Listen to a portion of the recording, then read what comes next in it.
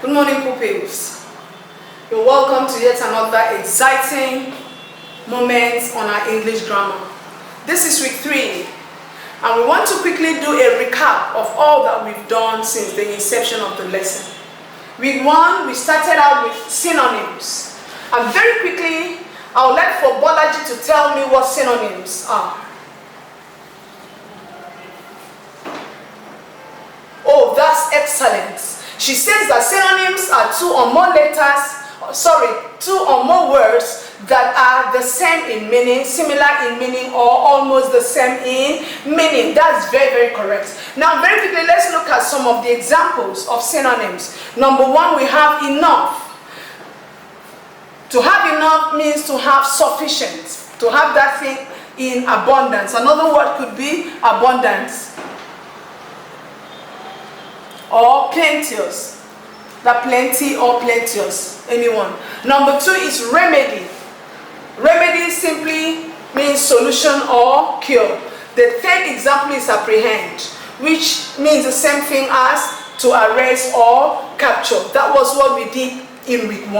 Now for week 2, we moved to antonyms. Now before I take my examples, I want Jomiloju to tell me the meaning of antonyms.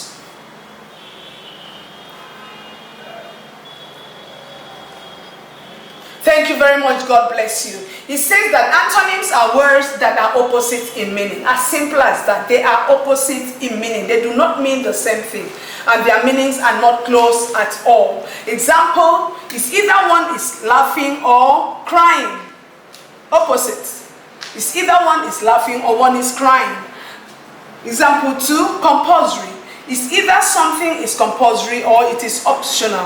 Well, when we say optional, that means you have a right to choose whether or not to do it. But when we say compulsory, it means you are under compulsion to do it. It's mandatory that you do it. Number 2 example is amateur. It's either you are an amateur in any field or in any area, or you are a professional. That was for week 2. For week 3, which is the very week that we are still in, lesson 1 was on prefixes. We did prefixes. That was on Monday. And now I want Michelle to tell me what a prefix is.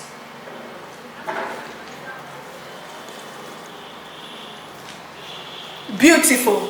He says a prefix is a letter or group of letters that are added before a word to change its meaning. And what we have to note here is added before a word. In other words, those letters come before the root word. And the use of it, the importance of it, is to change the meaning of the given word. For example, example A, we have miss. Added to manage, we have mismanage. This added to advantage gives us disadvantage.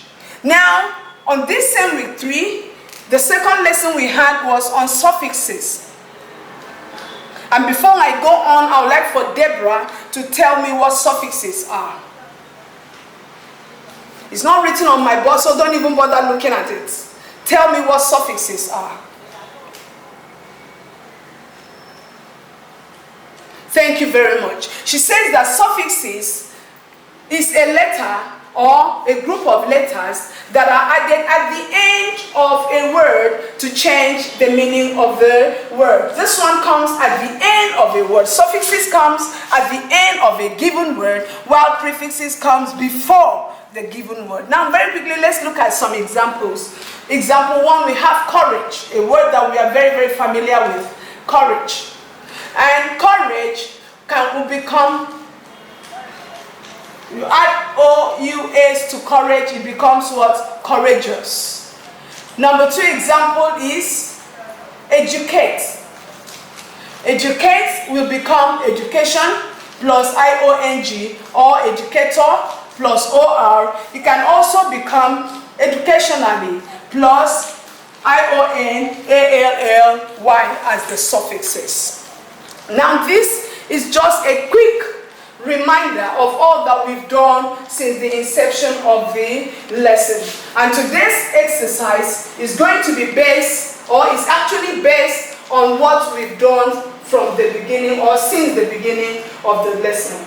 So I actually did this to refresh our memories. So right now, take a quick look at the revision one more time and go ahead and take care of the exercise that has been given to you.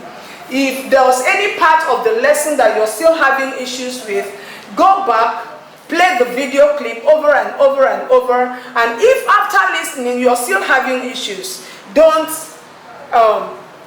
hesitate to forward your questions to me. Thank you very much and have a beautiful day.